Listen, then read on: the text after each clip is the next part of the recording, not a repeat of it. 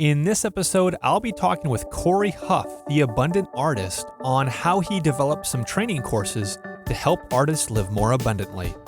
Welcome to the Online Course Coach Podcast, brought to you by TrueFocusMedia.com.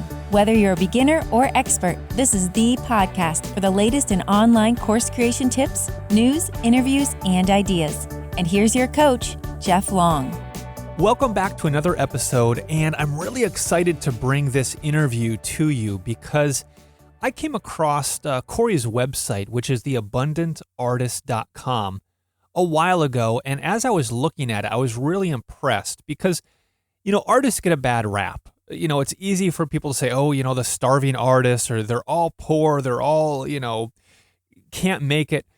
And Cory has found a way to not only help himself, but help other artists live more abundantly, sell more of their artwork, and really thrive. And I think that's key because I'm a part of a large online community. There's well over 10,000 people. I'm one of the managers of the group, and there's a huge artist component to that group. And I know in that community, there are very successful artists. One of the artists got commissioned to do a piece for the London Olympics several years ago. And then there's kind of, the standard or traditional or cliched or whatever it is, starving artist. And so I talk with Cory on not just his background and his website, but how he helps artists get over that stigma of the starving artist. And so we talk about something that I think is important. Because Cory tells a story about when he was first thinking about his audience, and he had built a huge email subscription base, and a lot of them were artists. And he talked to several people and tried to get their advice. He said, hey, I have this community of artists, and I want to help them. I want to serve them. I want to create online courses for them. And Cory tells a story that most of these people said, "Oh, Cory, you can't sell to artists. They're all broke, they're all poor." And Cory had to give some kickback on that, and had to say, you know what? There are some thriving artists out there doing amazing things. So I love Cory's background, the stories he shares, and just how he helps people. So as you're listening to this interview, be thinking, some of you probably have ideas or target audience that maybe gets a bad rap. Maybe it's, high school students, college students, or, a certain demographic that people might think, oh, they'll never, take your course or hire you for coaching or consulting. But Cory tells a story of how, he had to give some kickback, and he did find a way to help artists live more abundantly, sell their work, and he has a strategy to do that. So I don't want to give away, his secrets and how he does that. But I just want you to think as he's talking, think how you can translate or transfer his knowledge and strategies into your own world, into your own audience. For those of you, that have an audience that's easy to sell to, I know that you're going to come away with some great tips, some great techniques. In fact, one of the things I want you to do is think about action steps. No matter where you are in this online course creation process, what are some things that you can do after you listen to this to take action and to move forward in your journey? So if it's thinking of a course or the audience or what you would do, hey, take action. Or if it's, just emailing something to your audience, go ahead and do that. If you check out the show notes for this episode, I have a pretty detailed blog post and show notes, and I have some action steps. I have just 3, and they won't apply to everybody, so that might just be that you pick one. But I want you to take action. I want you to not just listen and say, "Oh man, Jeff, that was great. That was a good episode." And while I hope you like it, and I hope you subscribe and leave comments and feedback and ratings and all that good stuff, I do want you to move the needle a little bit. So get in the game, make something happen. I do want to alert you to a bonus I'll be giving out and talking about at the end of the show, but I want to talk about it here as well. So I talked with Cory. We had a pretty long interview, but I pulled out kind of a bonus audio that I want to give to you for free. So if you go to onlinecoursecoach.com/Cory, that's Cory, you can get this bonus audio content. So I asked Cory, what are some of your strategies for ultimate success with your sales and effectiveness of your courses? He gives some really cool answers on what he's done, what some other people recommend, and I know you're going to find a lot of value from it. So I want to jump into this interview, but I also wanted to give you a heads up on this bonus audio that I'll be promoting at the end of the podcast as well. So with all that said, let's get into the interview with Cory Huff.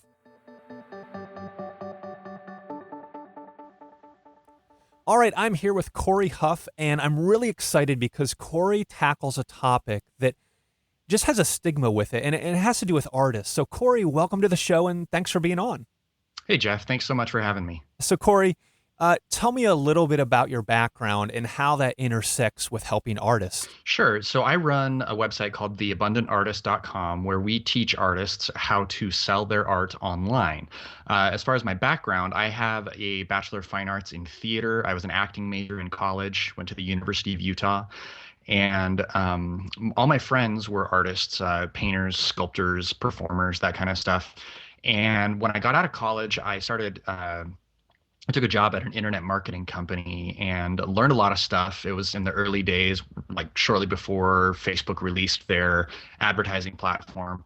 So I got to learn a lot, and all my artist friends started asking me, how do I get my stuff found on Google, and how do I use Facebook to sell my art and all that kind of stuff. So I started a little side project that grew into what it is now, and now it's my primary business. That's awesome. That's awesome. So, you have this background as an internet marketer. What are your overall feelings? Internet marketing is a loaded term. Do you like that word? Do you feel like it's been tarnished? Do you feel like it's been misrepresented? What are your thoughts on that term? It's a great question. I do think that it is a little bit tarnished. Unfortunately, there are a lot of people trying to teach people how to market themselves online, with varying degrees of expertise and experience, and that's fine. I think smart consumers can discern who the smart and helpful internet marketers are. But internet marketing is a very broad term, and it can mean a lot of different stuff. So, internet marketing at this point is almost as broad of a term as marketing. Sure, that's a good point. That's a very good point.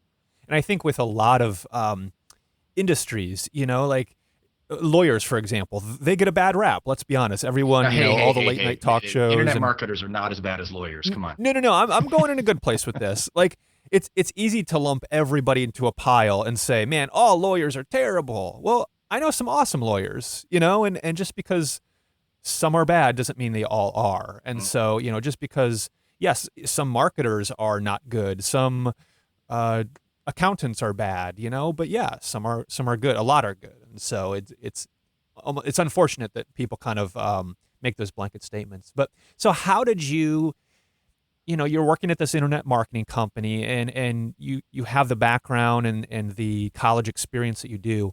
How did you think, man, I want to help artists? Like, what made you drill down to that versus what people typically do, which is, man, I want to just help everybody? Yeah.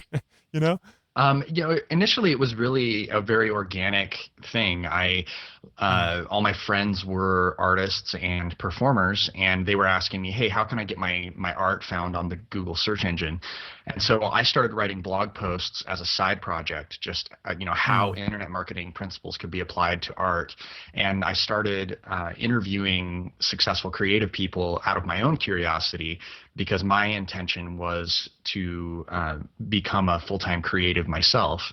So I started interviewing other creatives and posting those interviews on my blog.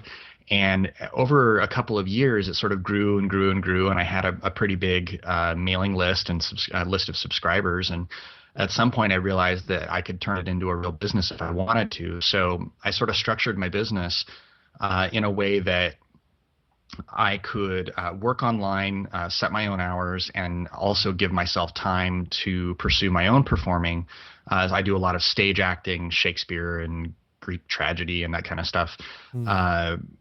And the business supports that lifestyle. That's awesome. That's Yeah. very cool. Yeah, it's really fun. So I get to help like creative people do really interesting creative things and get paid for it. That's fantastic. Why do you or do you feel that it's hard for artists specifically to sell online? Is there a block that they have, or maybe even is it hard for them to sell in general, but equally as hard online? I do think that artists who don't have a business background and are not Mm, naturally extroverted can struggle with sales. Just mm, because if you spend all of your time making art and you have no experience selling, you have no idea what it means. And sometimes it's just very simply explaining to somebody, look, you need to spend a little time painting and a little more time looking for people to buy your work. And sometimes an explanation that simple just flips the switch and people all of a sudden have an mm, amazing business. And sometimes people have some internal issues or emotional issues that they need to get past. Their understanding of what marketing is very different than what it actually is. And mm. and some people are very, they're very, what's the word I'm looking for? They're not good at talking to people. And they Sure. either need to learn that skill or they need to find somebody that can represent them and sell their work for them. Uh, but I think anybody can learn it if they want to. What are some of the in a story, give some examples of an artist that did struggle with the thought of selling or marketing, whether it's marketing online or in person, and how did you help them? Yeah, it's a great question. So the one that comes to mind immediately, there's an artist by the name of Angela Lyon. Earlier this year, Angela took a course with me online just to learn the basics of online marketing. And Angela is a visual artist. She paints and she sculpts and does some other things, and she's also mostly deaf. So Mm, actually talking to people face to face is extremely difficult for her. It's very stressful, and she really struggled with that for a long time. But she took the course and she figured out that online marketing worked out really well for her because she didn't have to talk to anybody face to face. She could mhm, take her as much time as she needed to compose her thoughts, and it was writing instead of talking, which worked out for her. And so over time, she put together a blog. She actually learned how to make ebooks. So she mm, started creating catalogs of her work and publishing them as ebooks, which became an additional revenue stream for her. So she was selling ebooks, and then from those ebooks, people were buying her art. So it's worked out really well for her, and her career has sort of blossomed and is becoming a bigger and bigger revenue stream for her. She's pretty excited about it, and that's one example. But there's lots of examples out there of artists who have learned how to market themselves effectively. man, that's awesome. I love it. One of my mentors and personal friends is Dan Miller. He's a New York Times bestselling author, and he talks about how to find or create work that you love. But he's big into personality styles, specifically the disc profile. And people write into his podcast or into him and ask, hey, I'm this personality, or how do I do sales, or how do I be successful in my market? And he teaches and he talks about that exact same thing as, hey, you don't have to be a cold calling salesperson or a door knocking salesperson. If your personality style, or maybe you have some limitations, you said Angela is deaf, you can do this because of the internet. It opens up a huge door. And so there are creative ways to market and sell, but more importantly, to serve and to teach and to educate online. So to the listener, whatever your challenge is, or your personality style or your hesitation is, there's a way. There's multiple ways to sell and market, even no matter what your personality style is. So I love that story. That's awesome. Yeah, it's a pretty fun story. I Um, couldn't believe it when she told me because I had no idea that she was yeah, deaf. that's oh wow, that's great. Yeah. Yeah, that's great. So, Cory, how do you teach artists to dispel the starving artist myth? That seems like a pretty big question, a pretty big topic, or an insurmountable thing for artists to know that they don't have to be a starving artist. How do you accomplish that?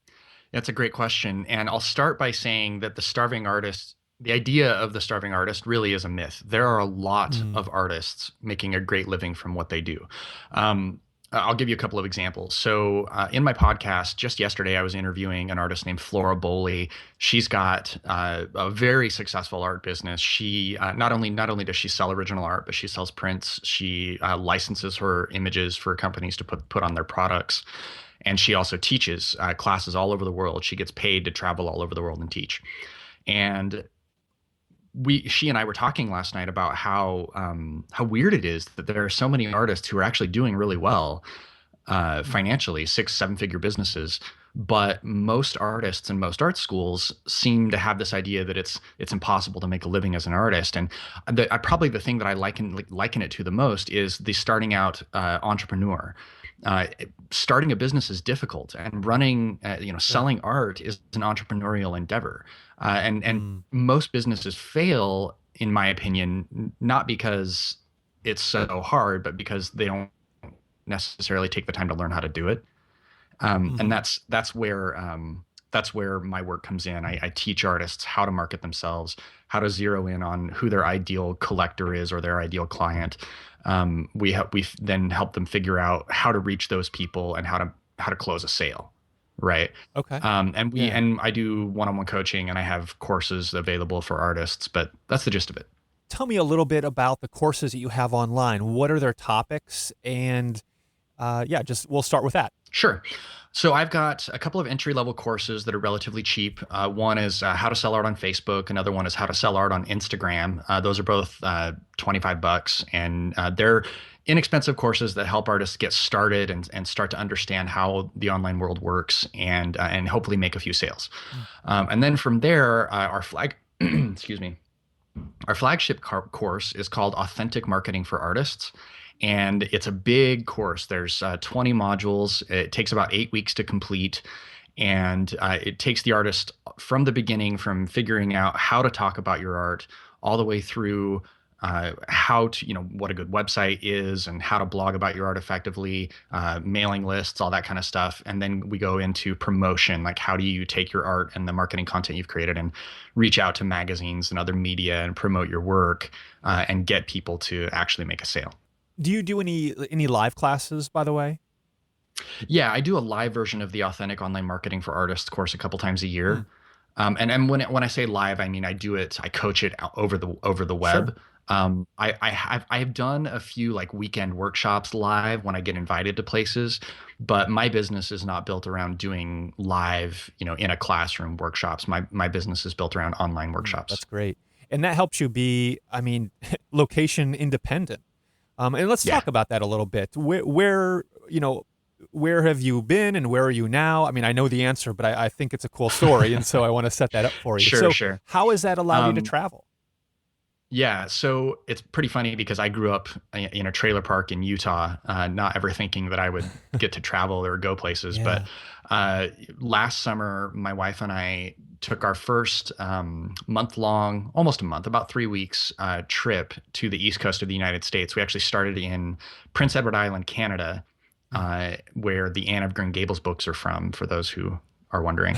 And we spent about 4 days there, and then we traveled down the East Coast of the US. We went to Portland, Maine, Boston, Massachusetts, and New York City before we went back home to Portland, Oregon. And it was great. I would work in the morning. I'd get up around 7 or 8 o'clock, work for 4 or 5 hours, sort of a half day. And then we would head out and see the cities and see the sights. It was an awesome vacation. I even took a few full days off. But because I can work anywhere that I have an internet connection, we got to have this great long vacation. And then that was sort of a practice run. We now live in Paris, France. We got here at the end of July. Wow. And we are here until the end of February 2015.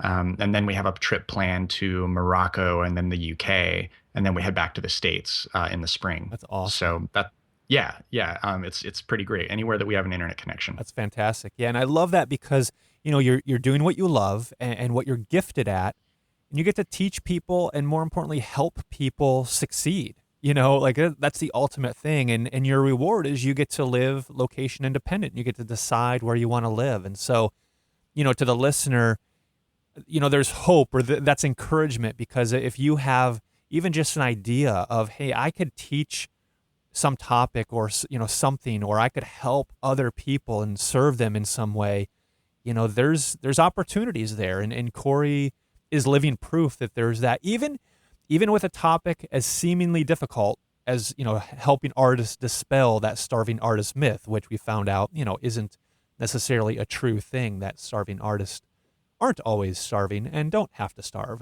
which is good. Hmm. Yeah.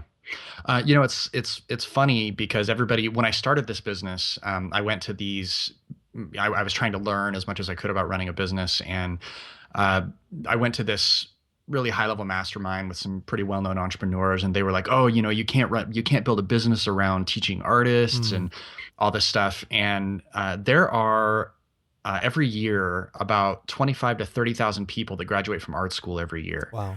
There's more people working as artists than there are people working as doctors and lawyers combined. Wow. Huh. That's interesting. So my my niche is not that small. Yeah. There's actually a lot of people trying to figure it out, and for whatever reason, everybody thinks that there's no money to be had in this Mm, area, but it's there. yeah. Not that everybody needs to come and and do what I'm doing. Sure. Right, right. Well, I think, Zig Ziglar says that, if you help enough people get what they want, what's the rest of it? I just lost it, but you'll get what you want in return, something like that, Hmm. and so Hmm. Yeah. the more you help and serve, it does come back to you.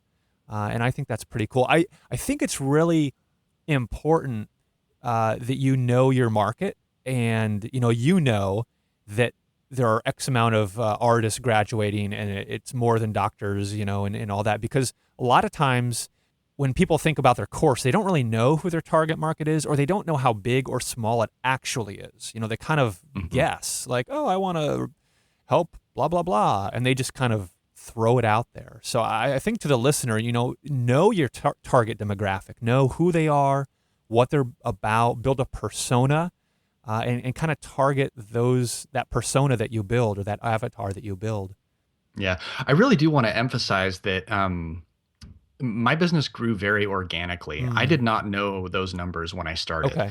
When I started, it was very much a hobby project. It was a side project that I worked on a few hours a week, and it grew very organically. And I really had no idea if I even wanted to turn it into a business until one day I woke up and I had 5,000 people on my mailing list, and I suddenly realized I either need to turn this into a business or give it over to somebody else, because Mm, suddenly it was very time consuming. yeah.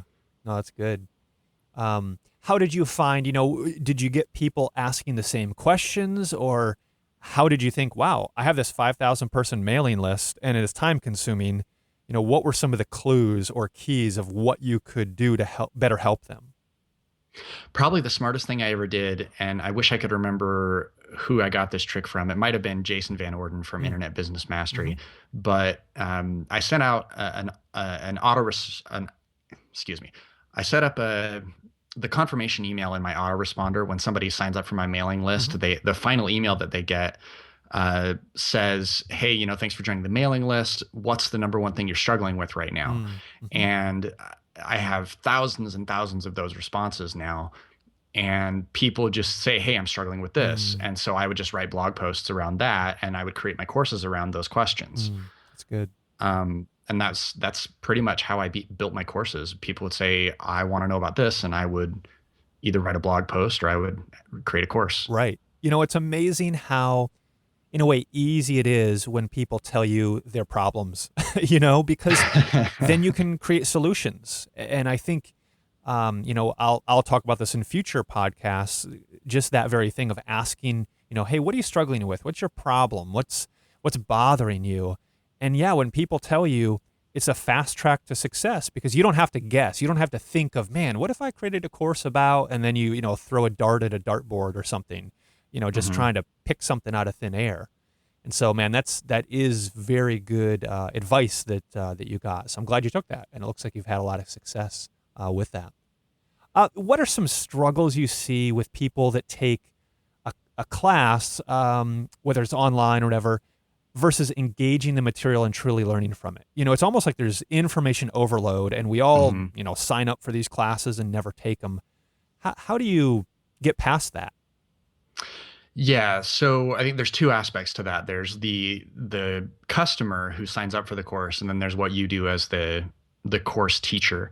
Sure. Um, as the customer, one thing that I see a lot of is, so I have my courses laid out in a very, what I think is a logical path.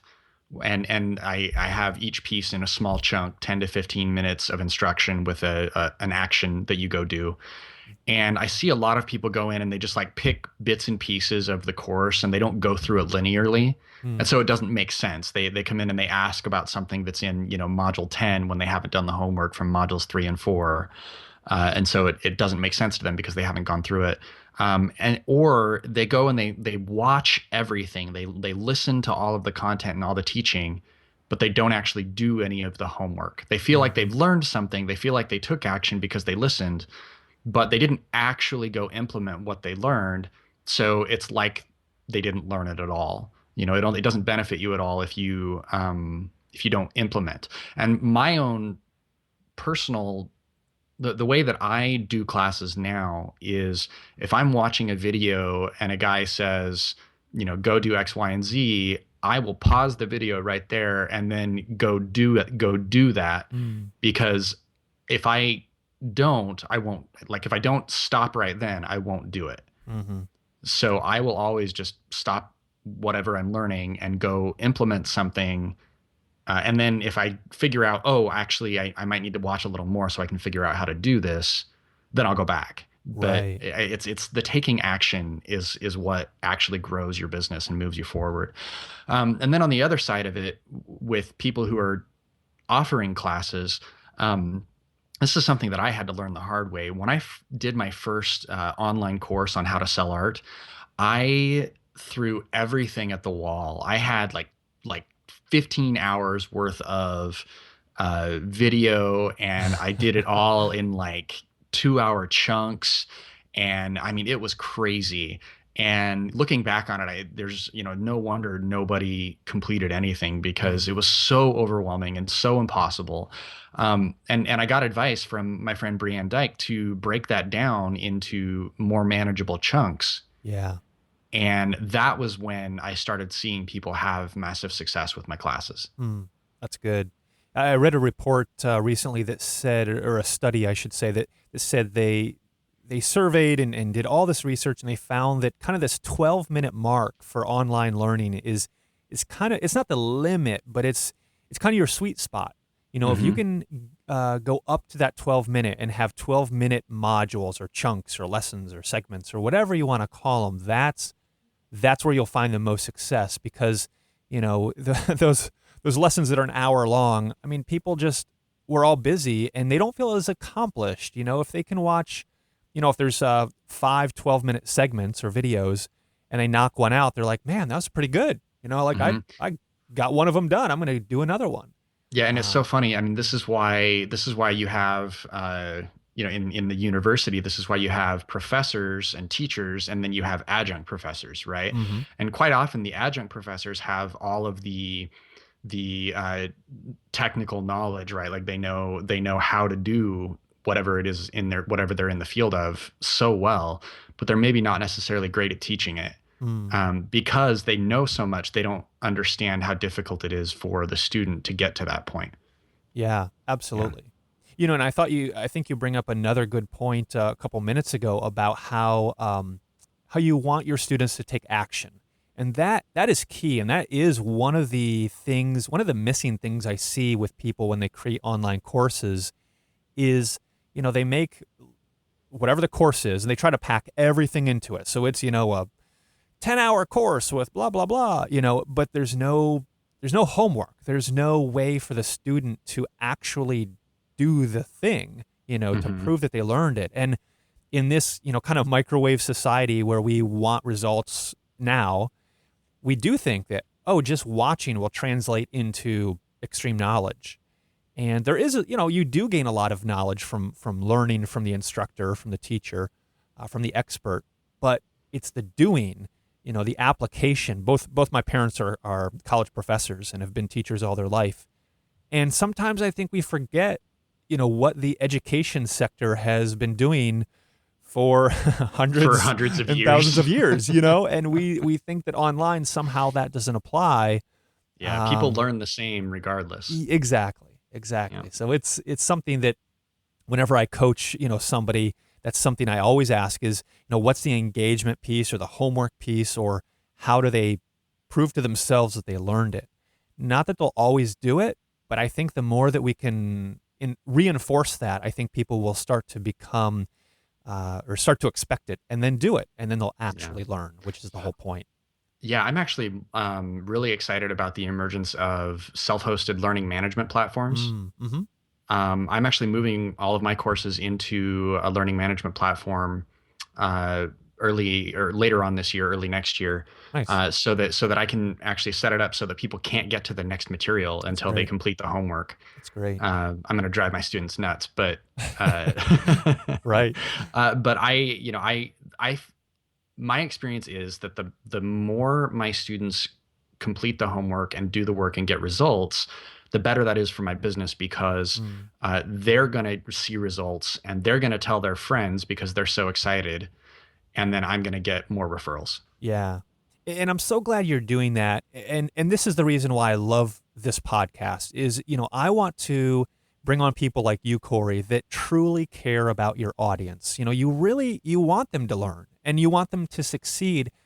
And in return, that their success will equal your success. You're not just trying to cobble together some garbage just to make a couple bucks, unfortunately you do see that online, people with no experience trying to put courses together too fast that don't really teach or train. And so I congratulate you for actually caring. And that's great. And I know there are scores of people out there. We're going to bring more people on this podcast to highlight them, because that's what we need to learn from is the people like Cory that are doing this well and doing this the right way. So keep up the good job, and I congratulate you. Well, thanks so much, Jeff. Yeah. I appreciate it.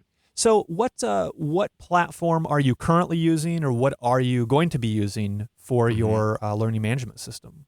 Yeah, it's a great question. So currently I'm using WordPress. All my sites are built on WordPress, and I have a plugin that is really it's not an education plugin or not a learning management plugin. It's a membership site plugin. Mm-hmm. And so it's a little clunky, and I have to sort of just do the best I can with it. I'm still deep in the research phase of learning management platforms. I don't really have a good answer for you yet, because I've looked at a few, and I've even tested some plugins for WordPress that are supposed to be learning management platforms. Those haven't worked out too well for me yet. So I'm now looking at some hosted solutions. So where can people find you and connect with you if they have, questions or just want to learn more about you? You can go to theabundantartist.com. All my contact information and all the courses and everything are right there on the site. Well, Cory, thanks so much for being on the show. It's been awesome to get to know you more, hear your story, and learn how you're helping and teaching artists succeed and thrive. All right. Thanks so much, Jeff. Well, there you go. That was the interview with Cory. Man, I had a great time talking with him, both during the show and even afterwards. I just love, interviewing these people who are doing innovative things, creative things, and teaching creatively. Now, I talked about it at the beginning of the podcast, but I also want to just alert you, Cory and I talked for a long time. He gave a lot of great details, but I also wanted to give you some bonus content that you could access for free. So go to the website, onlinecoursecoach.com/Cory, that's Cory, and get this bonus audio material. I asked Cory, I said, what are some of the strategies for the ultimate success with your sales and effectiveness of your courses? Because those two things are very important. Your sales, yes, you have to make money to keep creating content, creating courses, but you also have to be effective. And how do you balance that? And so Cory gives some really cool strategies that he uses and recommends, as well as some strategies that other people have given him and recommend. And these kind of ultimate strategies are really cool. So go to the website, onlinecoursecoach.com/Cory, and download that for free. Cory brought up some good things about the teaching process. His courses are 10 to 15 minutes long. They're not an hour long. They're not, these huge drawn out courses. In fact, he stresses the point that he wants people to do, something at the end of his course or his segment or his lesson. It's called homework or or practice or whatever it is. So let me challenge you, how could you take the education model that's been existent for hundreds of years where they give homework and they do it for a reason. And, let's be honest, sometimes it feels like it's busy work. That's how I felt. But it was to help you get in the game, help you learn, help you memorize, help you understand. So how could you do that in your course? Is it something where they watch your course and they, walk away from the computer and they practice something? Or could it be where after the course you have them write something to you? Maybe you could have a text box where they, type in an answer or their thoughts, almost like an essay. And while you may not want to read all these and maybe you'll just say, hey, I'll, maybe skim these or whatever, it's up to you on how involved you want that to be. As a course creator, you really should be thinking about transformation and learning. And, it's easy to think, man, if I could just create a course and make a ton of money like I see other people do it, that would be awesome. Well, I don't think that's a long-term strategy. I think that the name of the game, I think the goal should be true education. And so, how could you create a course that has an assignment or homework or a practice or something at the end? There's a lot of different ways to implement that depending on the learning management system you use. So drop me a line, let me know how you're going to implement that, what you're going to do, and some different thoughts you have. Go ahead, send me an email at jeff@onlinecoursecoach.com and let me know, what are you thinking of doing with your course? How are you going to help your student actually learn and not just watch or, not that courses are entertainment, but a lot of times it is easy just to watch a video and feel like you've grasped the concept. I know I'm guilty of that as well, but I find that when I actually put it into practice is when I learn. So go ahead and shoot me that email. Let me know, how you're planning to implement this, to make it happen. I'd love to get your thoughts. And keep coming back for more episodes. I'd be honored if you subscribe to this podcast in iTunes or Stitcher or wherever else we have this podcast. Let me know what other topics you're interested in. And if you have any questions, I'd love to answer some of your questions on the show. And that way we can kind of keep this dialogue open because I've got a lot of great things coming, a lot of good content, a lot of good topics, and a lot of good interviews coming up in the future. So keep coming back, keep coming to listen to the show. I can't wait to talk to you next time on the Online Course Coach Podcast.